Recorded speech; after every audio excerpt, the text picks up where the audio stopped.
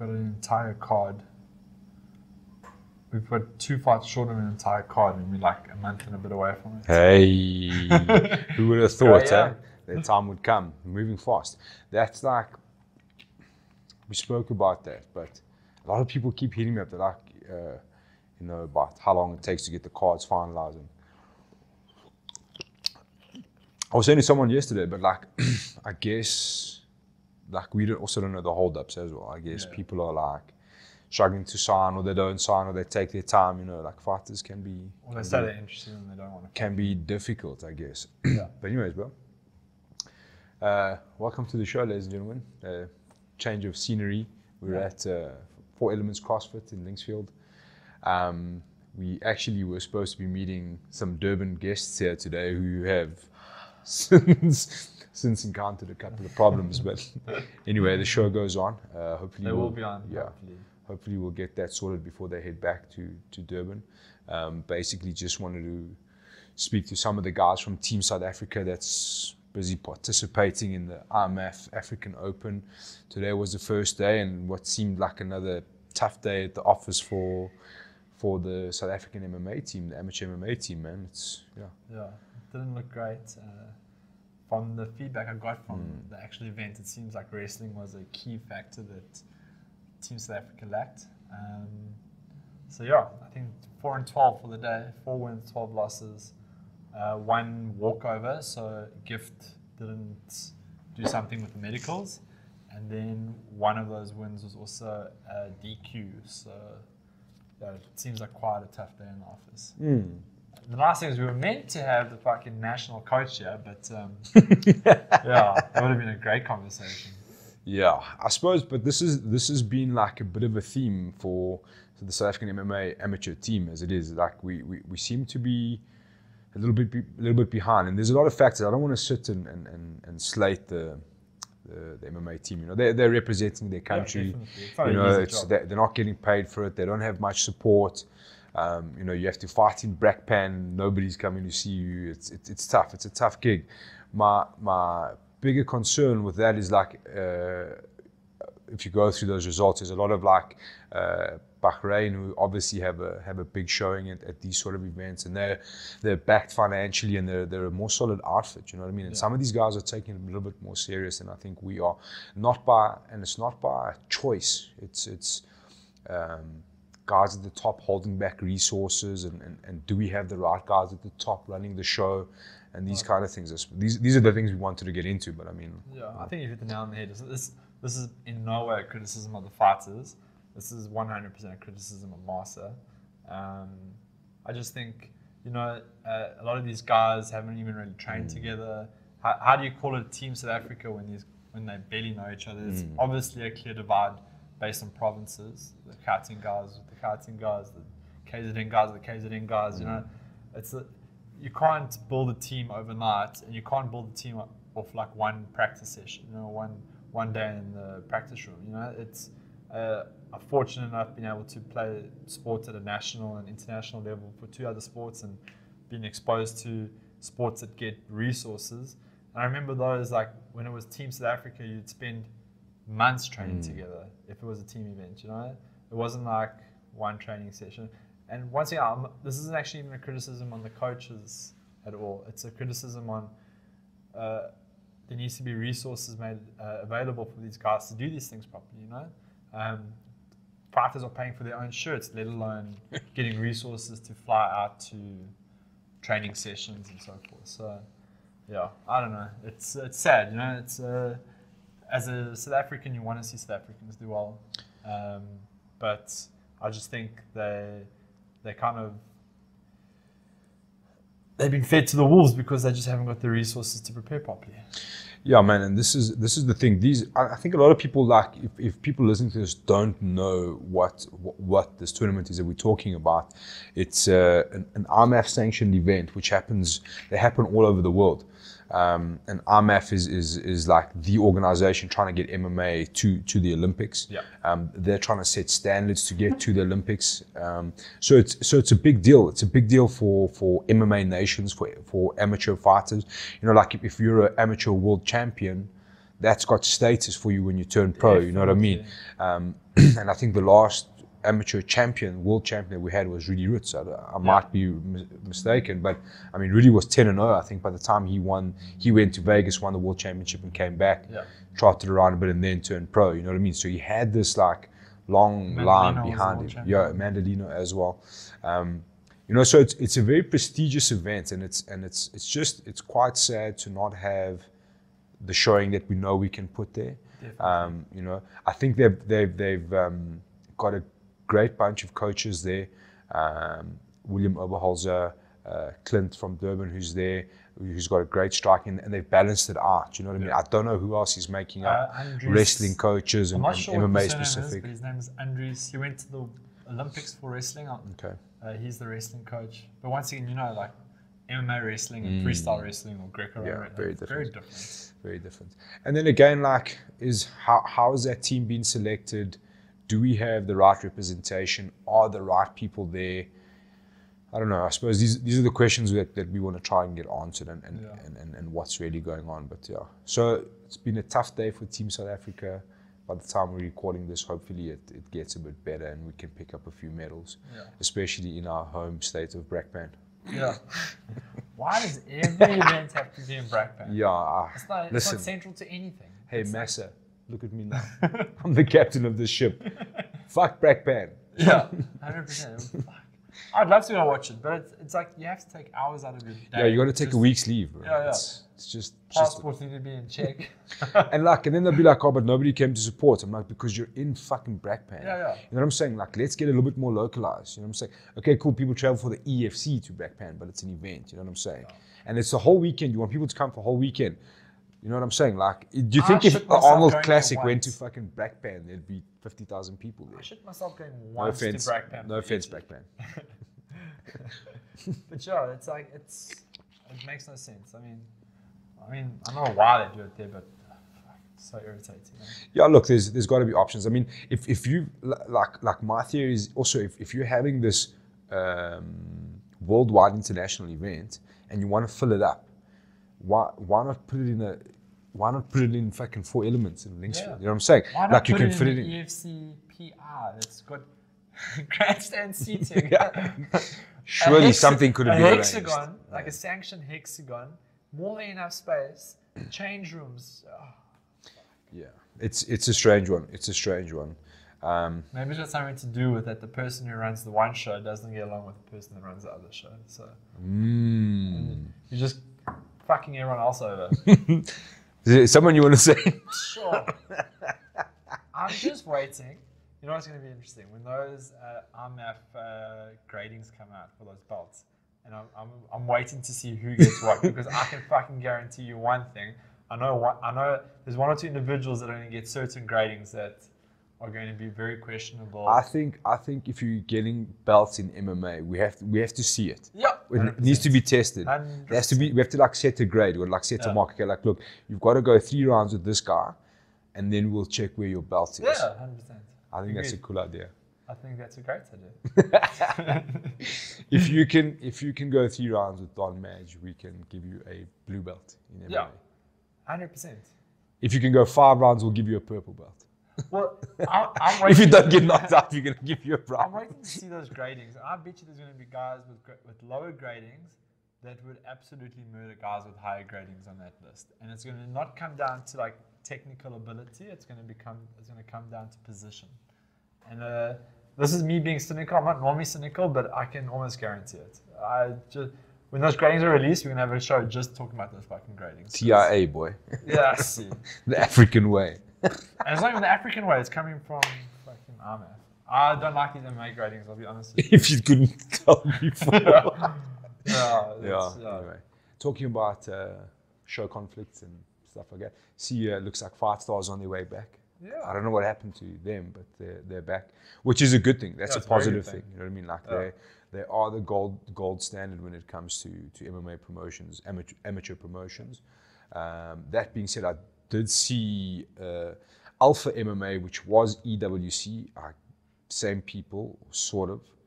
But EWC still exists? I don't think so. Didn't they have an event like the other day? I think EWC has been abolished, and I think there was a bit of problem with ownership and weird things going on there. So Dwayne Meredith, Shock horror. yeah, shock horror. Dwayne Meredith, who's taken over there, has I think moved, changed the name. He's basically distanced himself from EWC, and they've set up Alpha MMA, which claims to be going to be on TV to 10 million homes on Soweto TV, which I found to be a lie, if I'm honest. But anyway, it's going to be on TV, and that's a positive. The thing is that you saw the statistics for the SuperSport 10 broadcast of EFC, and in comparison to the SABC broadcast of the same event, and combined, those two didn't make 2 million views, right? And the majority, I mean, I'm saying like, when I say the majority, I mean like 99% of the views came from SABC. Yeah. So to have it on Soweto TV, definitely not going to reach 10 million homes. Probably won't even reach 1,000 homes. But it's super cool that there's going to be there's going to be an MMA promotion on TV, and it's on DSTV, so you can access it, which is massive. And this is what we were saying. Like, I thought that they were doing themselves an injustice by they cancelled the stream. They were like, there's not people coming to the event. And I'm like, but you want to maximize your eyeballs onto that show, so why would you cut the stream? It makes no fucking sense. Yeah. You know what I mean? Like, it's a high school. You know what I mean? Like, you can get 100 people in there, and it'll have that buzz. You know what I'm saying? Like, but if you've got 200 people that maximum in there, or 3,000 at home, like, what would you rather do? Like, at least get the people watching the organization. You've got to earn that trust as well. You can't just open an organization, get to EWC 4, and be like, oh, well, there's no numbers. I'm like, it doesn't happen overnight. You know what I'm saying? I think, like, we have to be a little bit more realistic. You have to earn the trust of your followers first of all. The EFC just didn't open its doors and have fucking 2 million views on SuperSport. You know what I mean? Guaranteed. That's not how it works. So I think they were definitely doing themselves an injustice there. So I'm glad that there is something that's going to be on TV. It's going to be interesting to see if Fightstar are going to have the same sort of offering. Doesn't Fightstar broadcast on Starsat? Isn't that their broadcast? They were, but they've disappeared for a while, and I don't know what's going on there. I mean, they had that searching for a scrap thing that seemed a step in the right direction. I know there was issues with like how those things are made up. The light heavyweight tournament from EWC, does that transfer? Searching for a scrap. 200,000 rand. There has to be a better name than searching for a scrap. Why don't you say it's a couple of cage fighters going to go beat the snot out of each other in the final? Like, searching come for on a now. cage fight. Oh, Come on now. Is the light heavyweight tournament from EWC transferring over to Alpha? Good question. I don't know. Maybe we should get Dwayne Meredith on the show. Yeah. You know, it'd be great. We should get Dwayne Meredith and someone from Fightstars on the same show. Battle Royale.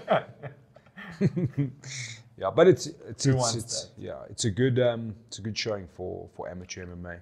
It's nice that the guys are back and things are happening. That gets me excited because we need it. We need the shows. We need the guys to be active. Hopefully everyone can get along and fucking untwist their panties, you know, and just get on with the show, you know. Stop taking things so fucking personal all the time. Anyway, us EFC teabaggers are moving on. That's the exact same.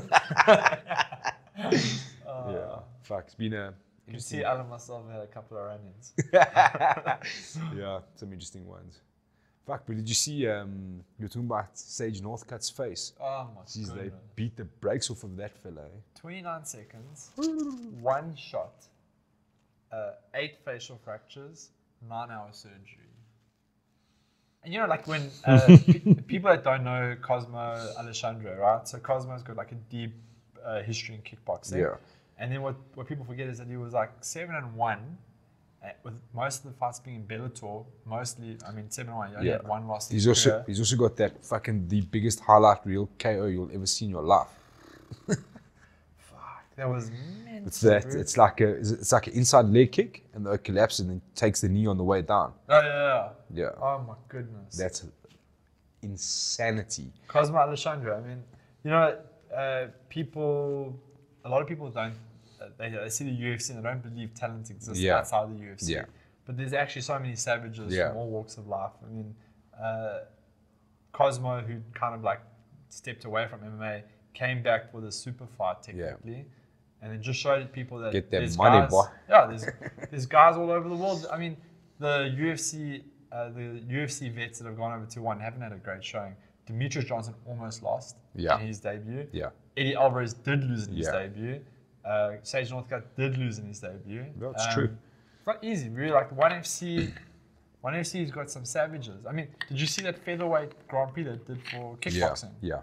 My It was on the same card, eh? It was on the same card. Running in the same card. Yard Sinclair, Yeah. Yard Sinclair Fairtex, they had Georgia Petrosian, Jabba Askarov. I mean, it was like What's it? Nicky Holskin versus some Seal. killers on there, bro. Yeah, it was And this is like, you know, I think from a South African point of view, One FC is somewhere where I think both as fans we want to keep our eyes on. Firstly, it's fucking for free on YouTube all the time, which is insanity.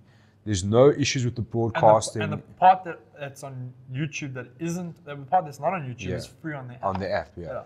So you've got access. It's for free everywhere. You know what I mean? Like if you have an internet connection, you can watch One FC. 100%. No bullshit. No subscriptions. No anything. It's fucking amazing. They legitimately broadcast. So like if you don't have access to MMA, at least you've got One FC. You know what I mean? Like, and the other thing, highest quality. Yeah, exactly.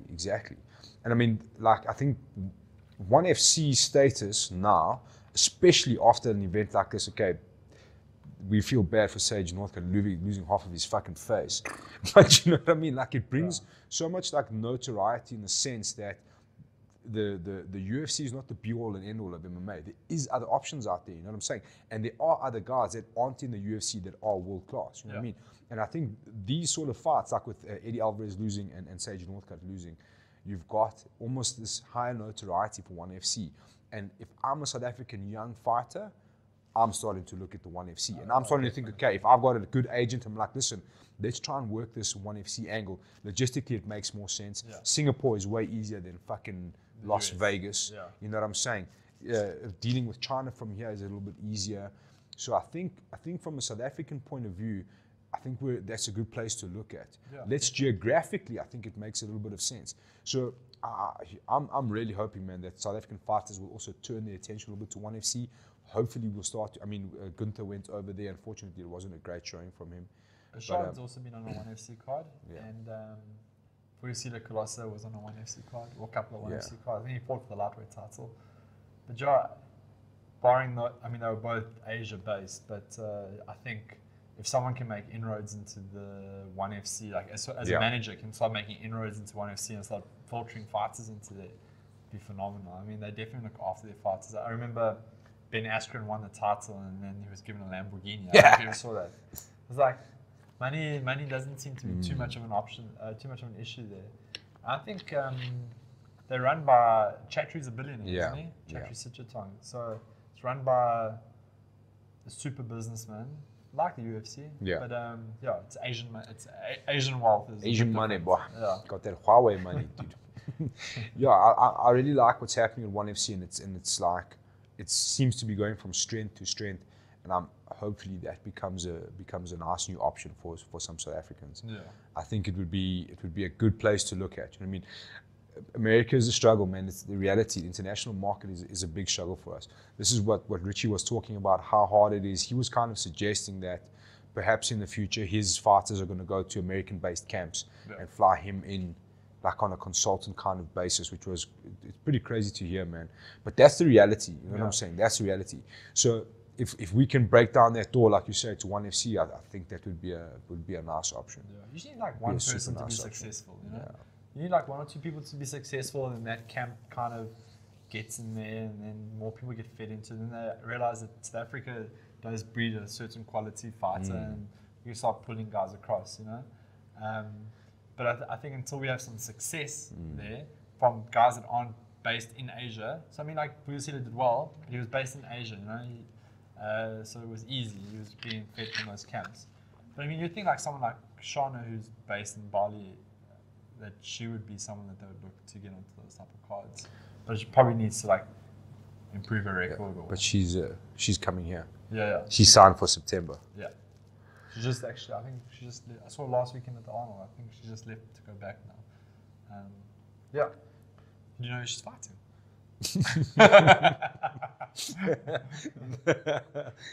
No, but there were a few jokes. I'm not gonna lie. So Yeah, we'll wait to see. It should be interesting. Very I don't know. I would guess a lot of the art crowd was Risen Zuak, which made a lot of sense to me. Obviously, we don't know exactly where Shauna's going to be based. I'm guessing bantamweight because that's what she was playing with on her way back. She went to Don's comments. Oh, zero chill. For those of you that didn't see that, when we asked who do you think who should she be fighting, and someone said the scale. Oh, man. You know, some jokes never die. Yeah. But yeah, so I think it's all dependent on where she's at weight wise, what division she falls into. Yeah. I would guess bantamweight. It makes sense to me, I guess. Risen Zuak, that's a great fight. Nice high profile ladies fight. Be interesting to see. Yeah. That ladies division is going to need some spark at the second half of the year. Is Banmi fighting Don't know. Amanda? No. Surely Amanda's queued up to fight the winner of the fighter. That's why Durban got screwed over of an event next weekend. I thought Amanda was meant to do an interim title, a fight in the interim. I think that was the on thinking. a different weight class. I think that was the thinking before. That's what I understood. I heard she was going to do. She would defend the other belts. Yeah, so she's a bantamweight champion and Flyweight. flyweight. Yeah, am I right? Yeah. Bantamweight and flyweight. Yeah. Yeah. So I guess she would compete at bantamweight because And it doesn't the have an la- effect on Yeah, the the flyweight the ladies competition. are Yeah, in yeah. the flyweight competition. So That's that's my understanding was that Banmi and her were going to fight, and that was going to be for the bantamweight title. And then, regardless of what happened there, she was going to fight the champion of the Fighters season 2, and then that was going to happen on different dates. But obviously, that's not happening anymore. I guess logistically, but yeah, because that final will only happen now in June. She could have fought in May, and then at the end of the year, which would be the final, which would make the most sense. Yeah. Obviously, something went wrong there. That was the talk that we heard. The master of whispers. Look, the two ladies that are in the final could definitely make a quick turnaround Yeah. time. They're people that are conditioned to fighting regularly. So I'd hopefully we don't have to wait until the end of the year for those ladies to come back and actually fight for the title. Yeah, and hopefully we get to see a lot of those ladies come back. Quite interesting. I put out a poll last night on Instagram, kind of get to feel where people were. The question was, the fighter, is it awesome, average, or below average kind of thing? And everything, most of the votes came in at like average. I don't know, man. Like, I dig the show. I'm enjoying it thoroughly. I'm enjoying it thoroughly. You know, I think obviously. One or two soppy moments, which isn't my vibe. Yeah, but that's reality TV at the end of the day. Everyone. That's reality TV. The biggest thing, that message, if I could get across to somebody, is like, try and put the reality TV one side and try and focus on the fights. What I do find with these shows is like it's so hard to like. The second there's no crowd involved and there's no, I can imagine how hard it is to fight like that. Yeah. Even just to watch it is weird. Like we got to watch some of them live, which is different because you like invested and you're quite like in tune, you know, because it's so personal. But like on the TV, it struggles to translate. Like the way the EFC have filmed it and the production is brilliant. You know what I mean? Like it's really, really good. But it can be hard. But try and focus on the details of the fight. That's what I would say to people, because I think there's massive talent in there. I think the fights are really good and they get a lot better. Yeah, man. I think it's ridiculously awesome fights in there. There's some cracking talent in there, man. So yeah. Well, just touching on that subject about like how weird it was actually being there. You know, when those ladies walked out, there was no music or anything. Yeah. When they got into the actual hexagon, obviously for production purposes and for filming and that, there was about a 10-minute lull between like the walk-ins. And then like the ref would stand there in his position and obviously get the different angles. So it's very peculiar to watch them film it. Yeah. And then being there live. It obviously becomes a little bit more normal once the fight starts because everyone can start making noise and so forth. But it's almost like having a fight in a library where it's very quiet. It's like strange. It's strangely super strange quiet setting. Yeah. And where the corner is definitely loud, you know, like normally at EFC, you battle to hear the corner, you battle to hear lots of things. There's just so much noise. There it wasn't like a lot of noise. It was very weird. So very difficult for the fighters, but there's definitely some great fights in there. Yeah. And I think some of those great fights are coming up on tomorrow's show. Yeah. Yeah, it's cool. I'm enjoying the show. I think we've also got to try and appreciate the leap of faith put into a show like that. You can see the EFC are throwing all their chips at their show. They really want it to be a big success.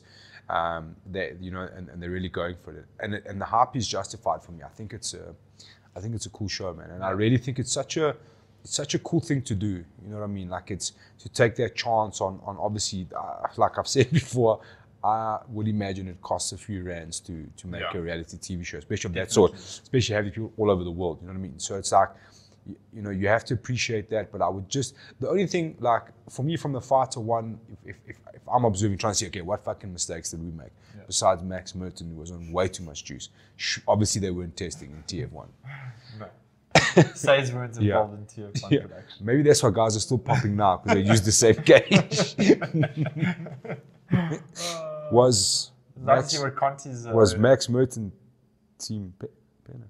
Oh, what? Crazy. I don't know. I'm asking. I'm definitely checking that out. Anyway. Wait, who did he fight in? He fought Brendan. Brendan was team? Yeah, Urshad. Yeah. So Max. The blue. No, I'm not going to say. I'm not. Maybe they were both sponsored by Bajan. Anyway. Oh my goodness. Just a joke. Good jokes never die, eh? Just a joke. Just a joke, guys. I'm just joking. Yeah, anyways. Bajan, we're looking for sponsors. This podcast is proudly sponsored by NPL. We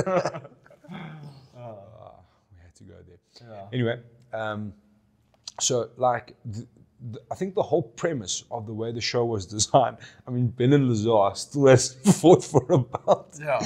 You know what I'm saying? Like, for me, why does he have to fight for a belt? Why do you have to fight the champion? Why can't you just win the show? Yeah. You know what I'm saying? And You use give that him like a and use paycheck. that as a talent experience. Yeah. You know what I mean? Like, to have, okay, now you've got all these ladies, you've seen them firsthand, they've performed here for you, you know what I mean? So you can decide, okay, I'm going to sign for those four and others, okay, sorry. Yeah. You know what I'm saying? Why can't it be like that? We have to set this thing that they going to fight the champion. Okay, the ladies is cool, they're going to fight a Mandolino, I get it, but they don't have to as well. Yeah. They didn't have to do that. You know what I'm saying? Well, Like, they can just be the winners. What I thought was nicer when the UFC did it in season 4, right, is that everyone fought out, or not season 4, was it season 4? Where everyone, they fought out the entire thing, and the finals was them fighting the champion. Yeah. Was it like that, or was it different? Because So- I remember one of the shows, the entire thing was completed on the show, and the title was like Thursday night was the final So episode, the and the they winner fought was for the title the on winner Sunday. was done in the show, Yeah. and then the final was them fighting for the Yeah, title. yeah, I'm sure. I think they have done it like that. I remember something like that. So you know also the thing is, if you look at how like the UFC does it, for example, because you know if you perform well in Ultimate Fighter, you're probably gonna get maybe a 3-fight contract. Yeah. How many of those guys even from the last Ultimate Fighter are still fighting? Like Mike Trezano, the other hillbilly dude who hunts skunks. I can't remember his name. There's a pile of them, you know, Violent Bob Ross. These dudes are in there, you know what I mean? And so I like what they do. So when the final comes, a lot of those guys are on the prelims as well, which is quite cool. And it's like fights that they maybe could have put on in the show that didn't happen, that are happening, and that's also like maybe another chance for them to have a crack, you know what I mean? Like, there were a couple of controversial decisions. If those people don't make it to the finals, why not have them in the prelims, battle it out? Well, I think that's quite back, cool. And that's already got me nervous, if I'm honest. That means that we're probably going to forget about those ladies the same way we forgot about so many of the TF1 dudes. You know what I mean? So that Gustavo Diaz never came back. Yeah. That Mike Dorio didn't come back. Pretty much everyone. Besides, So I think besides Snakebone and Ibrahime came back. And Junaid Ebanks. And that was it. Yeah. You know what I'm saying? Like, so what is the point of that experiment then? You understand what I'm saying? If it's just to put on a show, a TV show, I don't agree with it. Surely we should be trying to use that as a talent scalp as well. Because the reality is we need talent for the I show. not bringing back the Mike Dorio. Yeah. Listen, Mark Dioro.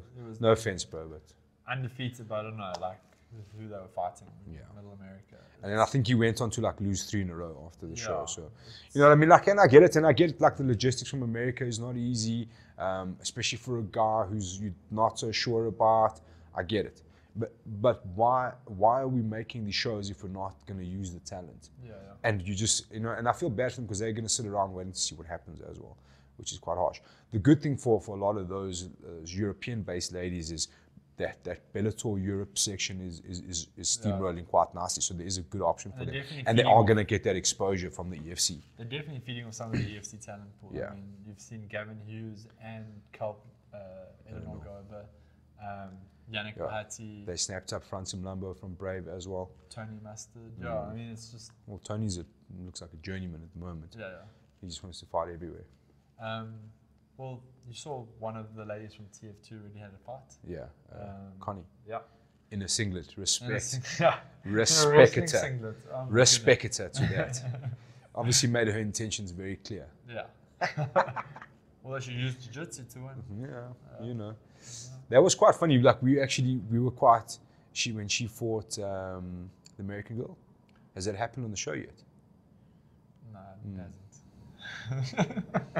It hasn't. But the results weren't secret. Yeah, they weren't secret. So we were still quite astounded to see like European wrestling like in action, and that's quite a big thing happening at the moment that I've noticed as well. Like you watch those like UFC fight nights and that the European-based wrestling is it's almost like Europe MMA. They were like, okay, listen, wrestling is where we're struggling. We need to catch up, and they've like, it's almost like they're starting to like get their own sort of flavor of wrestling, which is really cool. Which is crazy because like Eastern Europe is great at wrestling. Yeah. I mean, freestyle wrestling, Greco-Roman. I mean, they're phenomenal at wrestling. So you would imagine that all those guys would have had strong wrestling. I think it's more like the UK and Mediterranean Europe and so forth that kind of just lack that. Do you reckon like wrestling is the buzzword in MMA at the moment? I think it seems to be. I think it is, but I don't think it's wrestling. I don't think it's freestyle wrestling. It's like it's this hybrid wrestling, cage wrestling. You know, a lot of those guys don't actually have skills in like one of the biggest elements of MMA, which is wall wrestling or cage wrestling, whatever you want to refer to it as. So it's any sort of clinch up against the cage and the takedowns off out of that clinch and the actual control in that position. I think that's actually one of the biggest factors. And then working when you're on the ground next to the cage, working the fighters from there. I think that's like actually the buzz at the moment. You know. I think a lot of people don't, and that's quite crazy. And I say this because I was one of those people. Like that's where guys like Tom Cruise are so crucial. And you listen to what he's saying against the cage, and you're like, kind of understand what he's saying. You're like, okay, cool. He's trying to get an underhook. You can't be slammed if you have a Kimura trap. Apparently, you can. But you know, like, and once you start doing that stuff, and you're like, oh, fuck, okay, there's something else completely going on here. You know what I mean? There's a whole nother. There's like, cage wrestling is a whole nother art on its own. Yeah. It's completely different, and the rules are completely different. You know what I mean? And I think, like, obviously, like, you watch those fights and they're like against the cage and just boo. It's like, and I get it. Like, people don't know what the fuck's going on, but it's super technical. I mean, how good was Usman off the cage? Like, the moment Woodley had his back on the cage, that was it. Pretty much the round was done. It just, Usman would work him, take him down. Beast. Nigerian genetics. Yeah, dude. So it's quite funny. Like everywhere you go, you're hearing the wrestling conversation pop up quite a lot, which is quite cool. It's quite interesting to see how that's going to all unfold. It is obviously evolving. I think this, like, what's his Magomed Sharapov, my boy. Magomed Sharapov. My boy Sharapov. Like he's like, I would guess that the next wave of what MMA will look like. You know what I mean? Like this. He's mental though. He's crazy, dude. He's so crazy. How that dude is getting down to. Up, like, on the spot. Like. Yeah. But I think that's it. Like it's that free thinking sort of like trust your instincts. He's got ridiculous wrestling. His striking is insane. His jiu-jitsu is insane. Yeah. I mean, he's already like that knee bar he pulled off. Yeah. It's already insanity. The crazy thing is, two were pulled off on the same night. Yeah. I think it was. Aljamain Sterling also pulled one off. The crazy thing is, his last fight against Jeremy Stevens was actually it was a little bit close. Like, but once again, Jeremy's a top flight guy. But I mean, It was the first time you kind of Yeah, saw it something be it close. was like a big step up in competition for him, I'd say, against a guy who will literally spark you. So you've got to kind of, I think for a lot of guys like that, there is a bit of nerves because like one simple mistake, and you've got a mistake in you at that age. You know what I mean? Like, it can very well happen. Did you see Pereira fight on the weekend? He came in with this big hype Brazilian guy, but he does all like this weird shit. Like he'll do like a front roll kick, and everyone was like kind of, oh, he's a YouTube fighter and all this bullshit. And then in the first round, he threw a flying knee, clipped Danny Roberts, and Danny Roberts was kind of like doing the stank leg, and then all of a sudden, straight right, knocked him dead. And the whole fight, he was doing all this like weird shit, and he did like a rolling thunder kick, and everyone was like kind of talking like he does all this like unorthodox stuff, and it's more for show, and he like just shuts everyone up. Flying knee, straight right, and Danny Roberts is like a decent fighter. He's out of the Hooft system, and fuck. But another one of those like a freestyle fighters, just vibe it out. Johnny Walker as well, let's just vibe it out and see what's happening. Which is cool. Cool. So I think that's the natural evolution. I mean, I think that's the next generation. And like, it's obviously what's been happening in the works is you had back in the day, this dude was a jiu-jitsu fighter or a boxing fighter or a Muay Thai fighter. Yeah. And dudes are just simply studying MMA, and this is the result, which is cool. We're seeing guys that were exposed to MMA from the beginning. Yeah. Whereas previously you were exposed to jiu-jitsu or boxing, and then that was your thing. But now guys are coming in and they're already good at everything. There's no trying to upskill in certain spaces. Like everything's just grown at the same rate. They're wrestling, they're kickboxing, they're jiu-jitsu, they're everything. So interesting times. Should we take a first glance at EFC 80? Yeah. Which is hashtag not in Durban. That card is looking I thought about this card a lot. Full, eh? Yeah. And we're good work, Graham. A month out. Yeah. And team. Great work. So there's a main card slot that's open, and there's one slot on the prelims which seems to be open. That main card slot looks like it's going to be Saxon Delafield. Well, he seems to think so. Well, yeah, I saw him saying EFC 80 is coming. That's going to be super interesting because Saxon is in the conversation now. Yeah. 1, 2, maybe 1 good wins, and you're starting to look at that lightweight contendership. I wouldn't mind seeing, and I put it out for him as well. And Anisette, I wouldn't mind letting them throw it back. He lost to Anisette. It's like when I spoke to him, it's like, I suppose everyone has those kind of moments in the career that you really, it's like a blimp in your record. That he'd like to get back. He feels like he should have never lost that fight. I think most people didn't think he would lose that fight. And respect, Anisette ended that fight. Yeah, so is Saxon, I think. He's also on a 2-fight win streak. And they're obviously, Anisette thinks that he's deserving of a title shot. Saxon does as well. It makes sense to me. I know it's a rematch, but it makes a lot of sense to me. Because it's, it's kind of like they were here and they kind of did this and they're back at it. Yeah. So I got no problem with seeing that again. And I think if that's going to be the opening fight on that main card, if I'm Graham, I think it's a good I'm getting that deal done. If Saxon Delafield is the way they're going. Yeah. I see Sylvester and Fafa Dwama were relegated back to the undercard. So they were originally on the main card, they got relegated, and then Martin De Beer versus Chitamba got kicked onto the main card. I wouldn't read too much into that, to be honest. It seems like Sylvester's a bigger draw than... He was brave. What did you say? Getting punished. Look, I didn't want to say punished, but I was going to say, there's got to be a consequence. There's going to be a consequence. When you're like, cool, guys, I'm just going to go over here. I'm going to do my thing in Brave. I'll catch you on the rebound. And I'm saying, okay, cool. How's a prelim fight? Where the second? We got this main card slot. Put him on up. Fuck you. Yeah, just kidding. Fuck off. You want to Brave? Yeah, I remember. Fuck off. Here's Fafa Dwama for you. Welcome. Yeah. Look, at first when I saw the Fafa Dwama matchup, I was like, Fafa's win streak is in flyweight and Sylvester's looking at bantamweight, and I didn't really kind of understand the matchup. But then, from what I understand, Fafa wants to go upper weight category. So like he wants to go upper weight category. That's what I heard. I mean, Bro, he's like 3'1". Where is he going? Where is he going? I think my wife's taller than that. Yeah, listen, Fafa. Listen to me now. Stay where you are. Flower, You don't want none of that. Flower, it's a good spot. Yeah. And like Sylvester Chimfumbo is a killer, bro. Yeah, he's big, bro. Like, also, like, I was quite critical of the bout when I first saw it. But yeah, if that dude's going to go up to bantamweight, fuck, good luck to him, man. But yeah, so Saxon Delafield, maybe. This is what I want to ask you. And I don't want to bash EFC.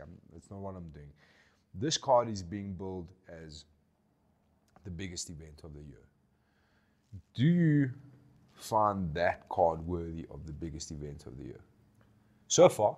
I still think the first event of the year was bigger. Well, that card was bigger than this 100%.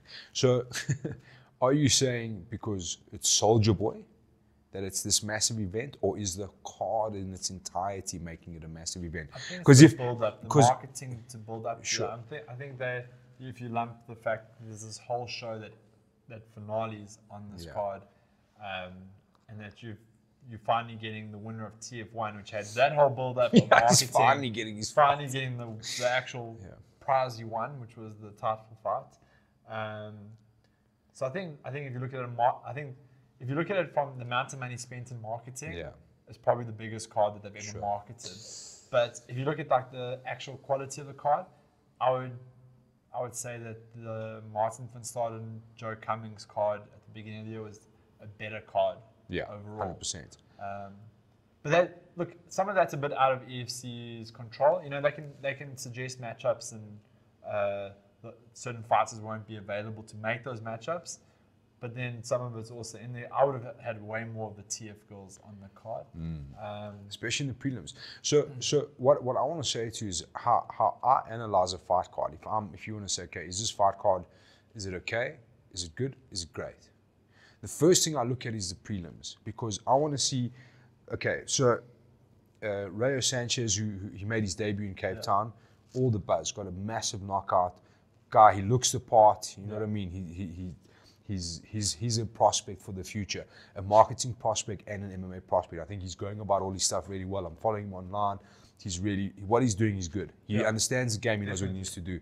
Serge Cassandra, cool. Serge Cassandra is always going to be like without being disrespectful, was like a stepping stone. Okay, this is a reasonably tough opponent. If you get past him, we can take you up a tier. You know what I mean? So I agree with that matchup. But in terms of going forward, that's what I want to look at in prelim cards. What does this fight mean to your career? Cool. So Rayo Sanchez, we saw him come in, got a good victory. Can he do it again? Cool. I'm happy with that. Stratum and then Jones. That's another thing. Is Jones 0-3, hey? Yeah. And then Stratum's 1-0. One also made his came off the win. His debut, So again, we've got another debutant, had a good start. What can he do? What does this fight mean going forward? Okay, we're tearing you up. So those two fights, cool. Yeah. So and if those are the opening two fights on the prelim cards, that's cool, because you've got two guys that made a statement. Let's see if they can back it up. I'm never a fan, okay, but it's a long turnaround time, so it's not too bad to go from event to event, because we're skipping one, so they've got a longer time period, which is quite cool. Then you've got Mashaba and Fleming. Mashaba debuted. When did he debut? Quite a while back. I think he's 0-2 now. Is he 0-2? I think his last fight was Pretoria. And yeah, I think you're right. He's out of House of Tinkerbell, and then Fleming's 0-2, but Fleming had he's been inactive for long, eh? Yeah. Since Faiz. Did he fight since? He fought Faiz, and he fought Abdul's brother. Hassan, yeah. Okay. So anyway, he has been inactive. I think the last time he fought was like 3 Durban cards ago. So probably like 2 or 3 years ago. So that's a bit of like a stalemate fight. Both guys, one of them is going to get a win that they need, which is quite cool. Jikasa Stratum, for me, Ivan Stratum, I don't know what he's doing in there, to be honest. So Ivan's 1-3, hey? But who was his last? 2-1. Who was his last fight? Ivan Stratum. It wasn't a great fight. I remember. Maybe I'm wrong. If I'm wrong, I apologize. But I don't remember it being like a massively. Sorry, we normally have our Rourke, our handyman Rourke on the side, but he ditched us tonight. Like everyone else. So Ivan's coming off a win over Given Majuba. I'm not 100% familiar with Majuba. No, But no, then that prior- can't be right. What it says? Like, Given Majuba made his debut not so long ago. It says Alvin Stradom. Maybe Topology is giving us a little bit Yeah. of...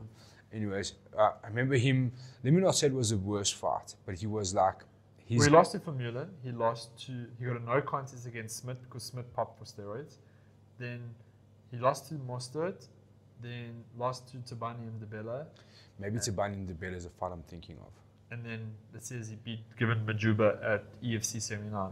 I'm sure that did happen. No. No. Definitely not.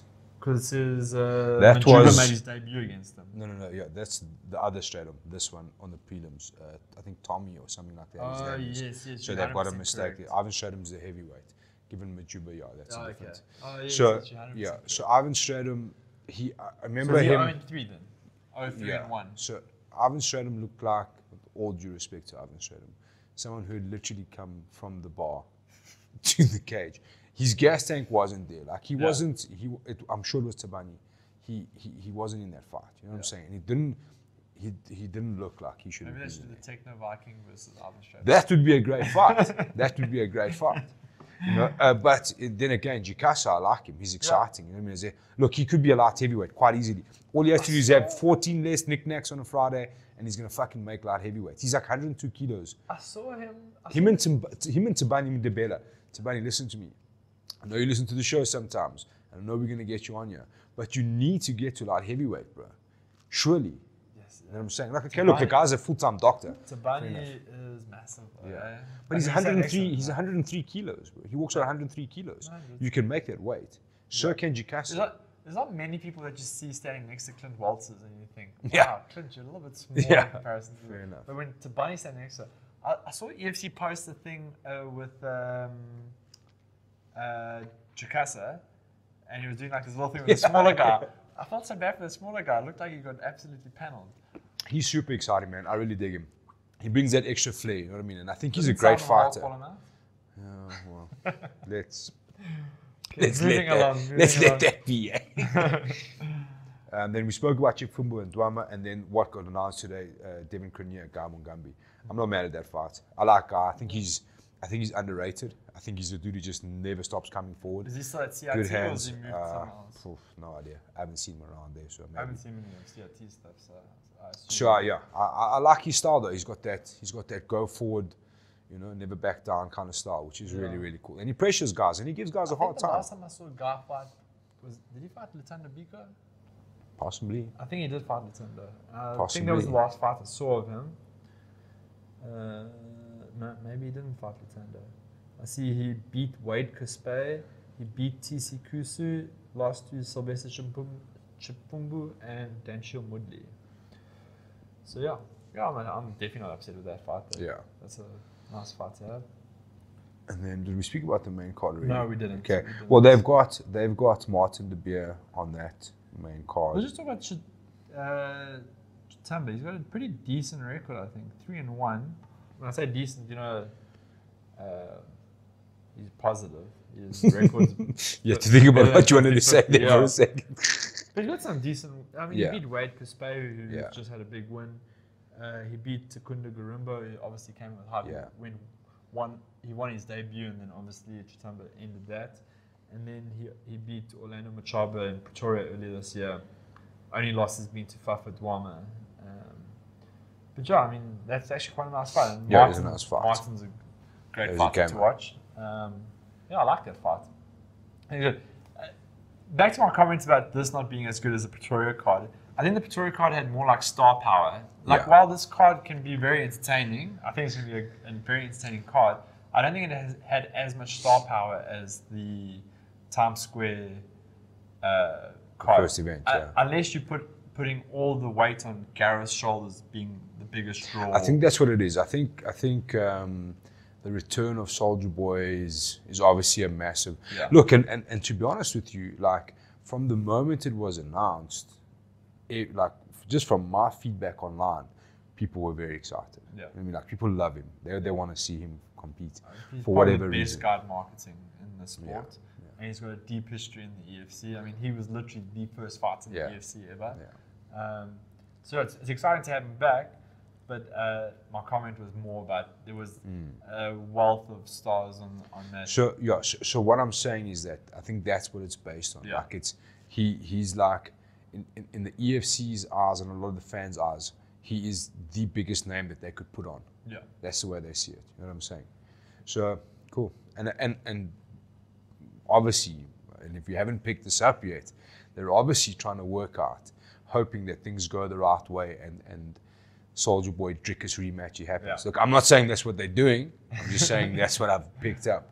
And I guess that would make a lot of sense. And I think Drickus has kind of hinted at that. I think guys can bet the house on that's the angle that they're going for. Yeah. And let's not count Brendan Lesar out. I've said it many a time. Brendan Lesar has ruined many people's betting parlays. So I thought about the Brendan Lesar Soldierboy fight. Because it's quite funny because you just write him off. You're like, it's Soldierboy, he doesn't stand a chance. And I thought about it technically. I'm like, what is? Let's ask you, what do you think is Soldierboy's greatest MMA attribute? Like, where's his skill set? Where does he win fights? I would say that his skill set is on the ground, taking the back and choking people out. Where's Brendan Lesar's skill set? On the ground as well. So, and I think stylistically for Lesar, if you're looking at the fight, it's not a bad fight for him. It's not like he's going against some 10-time world Muay Thai champion who's going to kick his head off. You know what I'm saying? Yeah. So he has that ability. He doesn't have to be, okay, you still have to be wary of his experience with the stand-up and that sort of stuff, but his strength doesn't lie there. So your strength is a similar strength. It could be a grappling match, which is going to play into his hands. It could play into his hands. You know what I'm saying? So I don't think you can completely write him off, because where that fight could be won or lost could be decided on the ground. Yeah. You know what I'm saying? It's not, look, I suppose both guys could probably knock each other out. You know, it's a fight, anything can happen. Yeah. But in that sort of high stakes, you know, Brendan Lesar is the kind of guy who wins his fights on cardio, pressure, and ground. You know what I mean? He's not like they showed him if the fight, I think it's against Max Merton that's going on, that premiered now. Yeah. Some of the worst kicks you'll ever see. Literally some of the worst kicks you'll ever see. Look, and I'm not saying that because I'm a Muay Thai champion. I'm just saying this is, I'm calling it the way I see it. You know what I'm saying? Like, this is what I see. Yeah. Like, terrible. You know what I'm saying? But that's not his thing, and like, I get it. Yeah. It's not how he wins his fights. The first time I met Brendan was at jiu-jitsu competitions. We used to do jiu-jitsu. I remember I went to some competition at Tap Academy, the South African Submission Championships or something like that. And I remember seeing him there for the first time. And like, jiu-jitsu was his, from my understanding, jiu-jitsu was his thing prior to MMA, you know? And at that stage, he was a purple belt in jiu-jitsu. Yeah. So I don't know where he's at now. I don't know how much emphasis or focus he's done on jiu-jitsu since then. But he looked pretty good back then. And I mean, yeah, anything can happen. It's MMA. And then the other thing for Lesar is two massive X factors for me. Okay, I mentioned the one where he's cardio. I think he's just one of those dudes who's freakishly fit. I mean, he just did, if you follow him online, he just did like the Sony to see or whatever it was, you know, now. And the second big factor for me for Lesar, and I think he showed that, is heart. Yeah. I think he's got that heart, and he showed it throughout the show and in the finale when his nose was in 15,000 pieces and still, you know. So I think a big factor is that both these fighters have been very inactive. Yeah. So they're both coming with heavy layoffs since their last fight. So you don't actually know what you're going to get. You know, Brendan technically did how many fights in a very short period of time for the fighter season 1, and then just nothing's materialized from it. I think he's been itching to fight, but these things just haven't worked out in the end, you know? Yeah. So that'll also be an interesting factor to the fight, and then. Yeah, 100%. So what I just want to say in final, like, don't open your eyes to that fight as just a walkover for Soldierboy. I wouldn't be surprised if that fight goes 5 rounds. It'll be interesting. It wouldn't surprise me. Yeah. How's Gareth's cardio been in previous fights? I can't actually remember. I'm trying to think. I know the one UFC fight he won, it was a 3-round, and he was a fucking tank. So he was just going hard at it. Borosina, we didn't get to see. Martin Cederblad, that tall dude, was a head kick. I think the one before was the one he fought at Bubba something. He won it. He finished it in the last, in like the dying of the third. Yeah, but it was like just pressure. Yeah, it was a cool. Yeah. Look, he's definitely got the ability for the cardio, and that's what makes him. To be honest, they're quite similar fighters stylistically. I think Gareth will be way more polished Striking. Yeah. Well, in most, I think his wrestling will be a little bit more polished. I think his striking will be more polished. I think he'll be a lot sharper, maybe, But the inactivity, the age, all of these things are going to start to become a factor. Yeah. You know what I mean? What's Gareth's camp for this fight? I don't know. I would wouldn't be assume able Neil to tell you. Kaiser for the jiu-jitsu. Yeah. I've seen him sparring with like DeMart Penna and the guys at UMF. Which is weird because some of the guys at UMF are training with Drickers. Yeah. And that's like a love triangle that you don't really want to but get this into. is something I wanted to the love triangle. This is something I want to get into. Like there's and this is the thing, and I think in MMA, because it's such like there's so many personalities and egos, because now that whole like African brotherhood of UMF must be in a bit of disarray. Because Conrad Siabi was like, "Fuck you, mate." Yeah.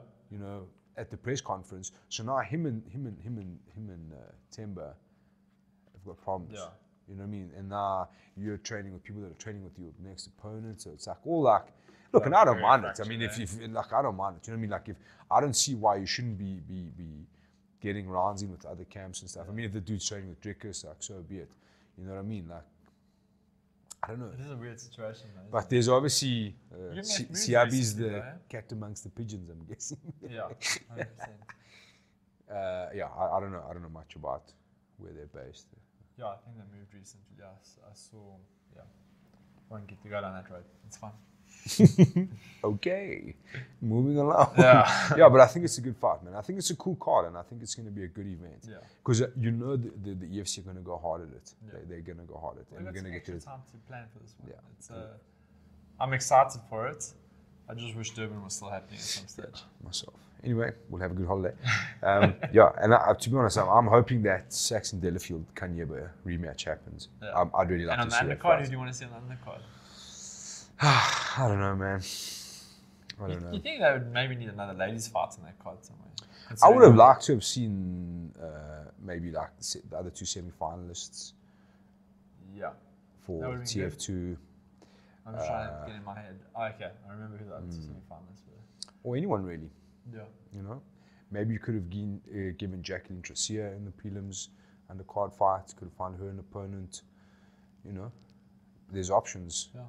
Well, I'm just trying to think like who else that's making waves. Didn't the two brothers from Durban just recently sign the UFC? Which ones? Swanepoel brothers. Monet Swanepoel's kids. Possibly. Maybe get one of them in on there. Yeah, some options. know. I would have liked to see Zakir Badat back in action. My man. So someone at training today was asking me about Zach. I think, it doesn't matter who. And they're like, well, is he really that good? And I was like, guys, this is a light heavyweight with a bottom jiu-jitsu game of a bantamweight, a top position jiu-jitsu game of a heavyweight, and heavy hands. He's a fucking great fighter. Yeah. Like, I think it's just a matter of time before he's champion. Because that light heavyweight division is quite thin. Thin, yeah. Very thin. Thin. So I think, I don't think it's long until Zach. And Zach's brother's fucking as good. So I can't wait to see Shaq get in there as well. Shaq and Zach will wreck house. Yeah, that's cool. That's cool. Like Durban seems to have a lot of things happening at the moment, which is cool. Yeah. What they seem to think the birthplace of South African MMA. We won't argue. But that's what's happening. International coaches are from Durban, huh? So I've been told. And hence Durban aren't here. wrecked house at nationals. Right.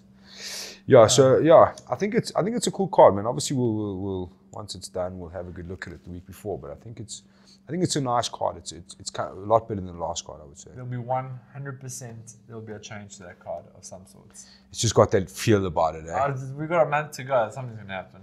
Whew. Injuries. Now I'm nervous. Disagreements. Now it's podcaster's curse now. I just hope. Just remember that Warren King said that. I just hope that nothing happens with the TF2 finale. You definitely want out of anything, you need that fight to still happen. And you obviously want the Gareth Brendan fight to happen. And that's just taken so long to occur. What I would love to see is Drickers sign a fight in KSW in the interim. That would be quite nice. I don't know if it's going to happen, but it doesn't seem like these folks don't fight regularly, so I don't see him getting a fight until the end of the year from the EFC. I don't see Soldierboy or Brendan turning around quickly to make a comeback. Yeah, it's true. So I'd like to see maybe Dricus go and have a KSW fight and then come back for the UFC fight. Yeah, it seems like that whole Dricus KSW thing's gone cold from the outside. I don't know. Which is crazy. I'm talking without any knowledge. It's just from, like an observation. It seems quite cold. Like it doesn't seem like there's any talk, any headwinds. Even Dricus isn't calling anybody out or like, you know. Oh, his posts still half and half. Yeah, they are. So you're still marketing to that crowd. Yeah.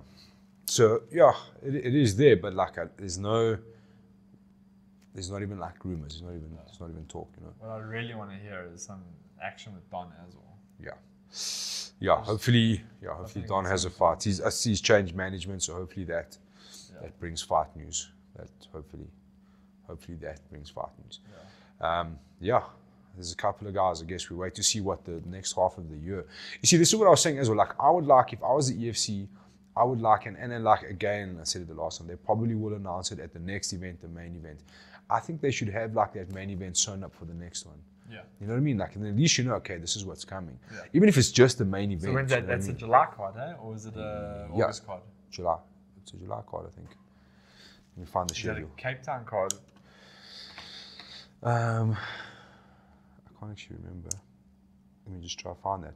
But you know, like even if you have just like the next one or two main events sewn up, you know what I mean? So like at least you've got a direction with what's happening, build the card.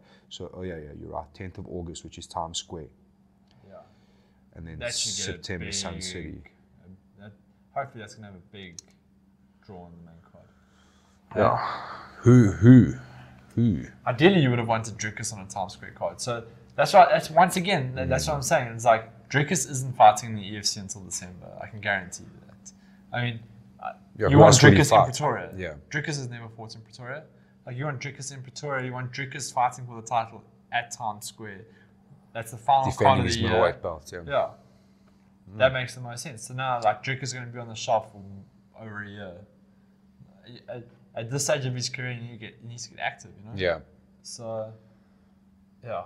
I don't know what's actually even happening with the CRT guys at the moment. It just seems like that entire camp has slowed down drastically, you know? I mean, obviously the cyclic, you had all the old guns that have kind of moved along. Michiel is obviously not available at this stage. Well, he's serving a 4-year ban. Yeah, 100%. So, and I don't think you'll see him coming back. Brave, so they should have checked before. Anyway. So it just seems like it's Dricus. I know Cameron Simon's going over, or Simon is going over to the Worlds. Cowboy Fight Promotions. He's fighting for Donald Cerrone's fight organization. Okay. But as an amateur, right? And then Merrick and Marino are there, but they don't seem too active at the moment. So I don't know. It just seems like a superpower in terms of MMA. It's just like died off a little bit. I hope that's not the case, and I hope you need lots of strong teams. You know, you can't have, you know, the old FFM, the current Coach Kwan University. A large portion of those fighters aren't even in the EFC anymore. So the super camp thing is kind of. Yeah, I think it's just like a interim sort of period between left and right. You know what I mean? It's like a rebuilding kind of stage, you know? Yeah. Which I think is happening. What is the biggest camp in EFC at the moment in the EFC roster? Good question. That is a good question. I can't think of any big camps anymore. Well, it'll still be Coach Kwan because you think about the guys you got competing from there. So you got JP, you got Rudy, you got Devin. Okay, BK is gone now. And JP's only half there. Luke Michael. Luke, yeah. Who else? Those are the only Oaks. Or Cheyenne. Okay, she's also moved. She's gone. Maybe you. You can watch Cheyenne fight next weekend. BTC Promotions. All the best, Cheyenne. Shout out to Sha, who's now our adopted sister, South Africa. So we have to support her. But we have to export her back to North America. Yeah, to fight. But it's fine. She's still one of us. So you got 4 from Coach Kwan. You got 4 from CRT that are kind of active. Yeah. Interesting. It's a good question. Carlson Gracie's got probably a decent portion. There's not more big teams in the UFC anymore. Seems like a lot of teams with like fewer numbers kind of thing. P Submission Fighting Academy is probably the biggest. What's it? Sandila, but Chris isn't really active anymore. Yeah, that's an interesting Times question. have changed. Times have changed. Interesting times. Yeah, that'll be quite cool to actually go and give it a good bit of thought. Yeah. You've also got to think of like that Brothers in Arms team, the UMF team, like the numbers that are there, guys coming up. And the nice thing is, only technically got one active fighter. Yeah. Being Temba and Sylvester. Yeah. Those are the two active fighters at UMF. The rest of those guys are actually Brothers in Arms, which aren't part of that crew anymore. Which is Conrad, Anisette. See, all these camps are small now. All these like active fighters camps are small. It's interesting. Yeah. Well, bro, changing. I think that's it. Yeah. Hopefully we got stood up, but we managed to make it happen. Hopefully the fuckers that stood us up will pitch up something. We won't say his name, Justin Fair. What? And William Oberholzer. Yeah, what? Yeah, things happen, but it's all good. Yeah. Cool. Sweet guys. Chat to you guys soon. Peace.